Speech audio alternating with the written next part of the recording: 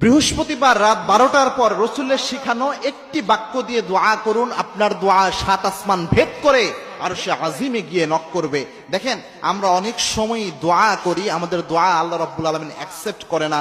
বৃহস্পতিবার রাত যেটা, অর্থাৎ শুক্রবার যে এসে গেছে, এই রাতটা যেটা, এই রাতে যদি আপনি দোয়া করতে পারেন আল্লাহর কাছে, আপনার এই দোয়া, এই একটি বাক্যের দোয়া 7 আসমান ভেদ করে আরশে আজিমে গিয়ে নক করবে। 100% আপনার দোয়া কবুল হয়ে যাবে। দোয়ার মতো দোয়া যদি আপনি করতে পারেন, এ সিনসিয়ার দোয়া, লাইক এ মিসাইল হামলা করলে যেমন মিস হয় না, দোয়ার মতো দোয়া করতে পারলে সেই দোয়া আল্লাহ রাব্বুল আলামিন কখনো ফেরত দেয় না। এই যে বর্ণনাটা, এই বাক্যটা আল্লাহর হাবিব সাল্লাল্লাহু আলাইহি সাল্লাম নিজে শিখিয়ে দিয়েছেন। তিরমিজি শরীফের হাদিস এটি। আনাস রাদিয়াল্লাহু তাআলা আনহু এই হাদিস বর্ণনা করেছেন। আনাস রাদিয়াল্লাহু তাআলা আনহু বলেন, এক লোক একদিন আল্লাহর হাবিব সাল্লাল্লাহু আলাইহি সাল্লামের পাশে বসে দোয়া করছিলেন, বিশ্বনবী এবং আমি বসা।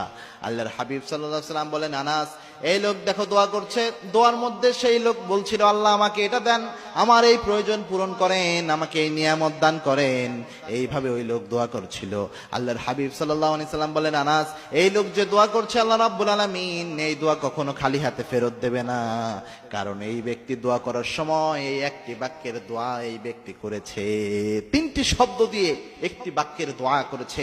সে শব্দটা হচ্ছে ইয়া হাইয়ুন ইয়া কাইয়ুম ইয়া জাল জালালি ওয়াল ইকরাম। এই একটি বাক্য পরে সেই ব্যক্তি দোয়া করেছিল, যার কারণে আল্লাহ রাব্বুল আলামিন তার দোয়া কবুল করে নিয়েছে। দেখেন, সপ্তাহের যে দিনগুলো রয়েছে, এই দিনগুলোর মধ্যে অন্যতম প্রেস্টিজিয়াস একটা দিন হচ্ছে জুমার দিন।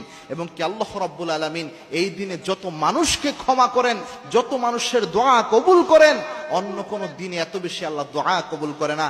এই বৃহস্পতিবার রাত যেটা, অর্থাৎ বৃহস্পতিবার দিন চলে যাওয়ার পর আমরা যেটাকে বৃহস্পতিবার রাত বলি, অথচ অ্যারাবিক অনুযায়ী যদি আপনি যান, আরবি মাস গণনার হিসেবে যখনই বৃহস্পতিবার সন্ধ্যা হয়ে গেল, তখন থেকে শুক্রবারের রাত শুরু হয়ে যায়। অর্থাৎ জুমার দিনের ওই রাতটা, পরের দিন জুমা, তার আগের রাতটা, এটা খুবই গুরুত্বপূর্ণ। এবং জুমার দিন আল্লাহ রাব্বুল আলামিন দোয়া কবুল করেন। এবং কি আল্লাহর হাবিব সাল্লাল্লাহু আলাইহি ওয়াসাল্লাম জানিয়েছেন, জুমার দিনে এমন সময় রয়েছে যে সময় আল্লাহ রাব্বুল আলামিন বান্দার দোয়া কখনো খালি হাতে ফেরত দেয় না।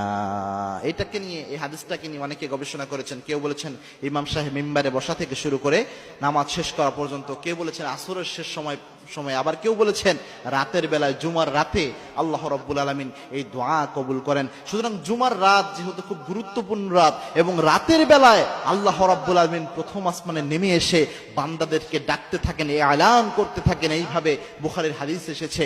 আল্লাহর হাবিব সাল্লাল্লাহু আলাইহি সাল্লাম জানিয়েছেন, রাতের বেলায় আল্লাহ রাব্বুল আলামিন প্রথম আসমানে নেমে এসে ডাকতে শুরু করেন,